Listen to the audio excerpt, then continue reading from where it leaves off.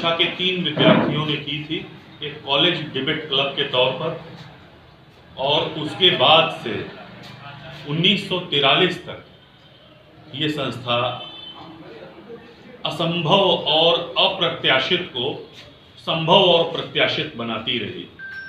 इसने हिंदी पट्टी में, हिंदी के भूगोल में, गंगा के किनारे फैले हुए महान देश में घरों घरों में, गलियों में, राजा रजवाड़ों के किलों में जो हस्तलिखित हिंदी ग्रंथ थे उनकी खोज का अभियान चलाया और खच्चरों पर, बैलों पर, टांगों पर, लोगों के कंधों और माथों पर लाद कर पांडुलिपियां यहाँ इकट्ठा हुई, आर्य भाषा पुस्तकालय में रखी गई, उनकी कैटेगरीज बनी, उनका श्रेणीवार विभाजन हुआ और हस्तलिखित हिंदी ग्रंथों की खोज के विवरण के नाम से वो सारा कामकाज कई खंडों की पुस्तकों में प्रकाशित भी हुआ। की दरकार है पहले चरण में उनकी मरम्मत हो, वो जब हाथ में उठाने के लायक हो जाए तो उनको डिजिटाइज किया जाए और वो पूरा जो डिजिटाइज प्रॉपर्टी है उसका डेटा तैयार हो जाए, मतलब किस कैटेगरी में कौन सा, किस कैटेगरी में कौन सा, और फिर उसको पब्लिक डोमेन में ले आया जाए। इस अभियान के निमित्त नेशनल मिशन फॉर मैन्युस्क्रिप्ट्स, जो भारत सरकार के संस्कृति मंत्रालय का एक निकाय है और जो बनारस में संपूर्णानंद संस्कृत विश्वविद्यालय में पांडुलिपियों के संरक्षण का वैसा ही एक अभियान निष्पादित कर रहा है, हमारे साथ भी काम करने के लिए तैयार है।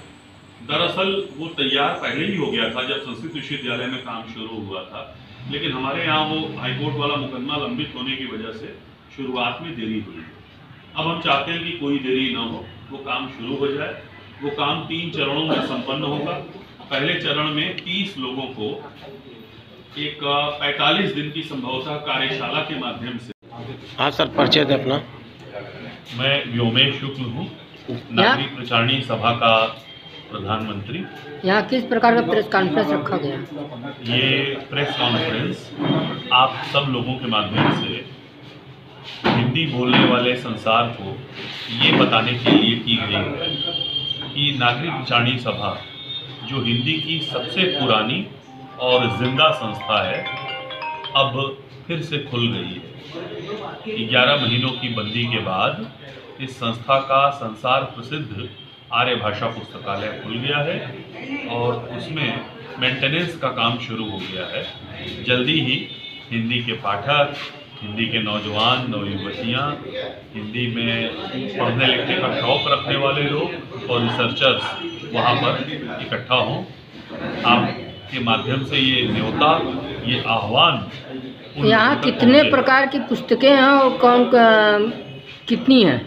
साहित्य, भाषा, शोध, पुरातत्व, इतिहास, भूगोल और तकनीकी विषयों से जुड़ी हुई लाखों की संख्या में पुस्तकें हैं। एग्जैक्ट नंबर बता पाने में मैं अभी समर्थ नहीं हूँ और कोई हवाई बात आपसे कहना नहीं चाहता, लेकिन जो ग्रंथ हमारे पास हैं वो दुर्लभ हैं, बहुमूल्य हैं और पांडुलिपियाँ और हस्तलेख हैं वो भी बहुत कीमती है। आगे क्या योजना है इसको रख रखाव को लेकर? और हस्तलेखों के मरम्मत, डिजिटाइजेशन और डेटाबेस मेकिंग की, उनको पब्लिक डोमेन में ले आने की जिम्मेदारी है, जिस पर काम शुरू हो गया है भारत सरकार के साथ। और ये जो हमारा स्ट्रक्चर है, हमारे पास जो जगह है, इसका इस्तेमाल करते हुए बहुत खूबसूरत ऑडिटोरियम के निर्माण की योजना पर हम काम कर रहे हैं।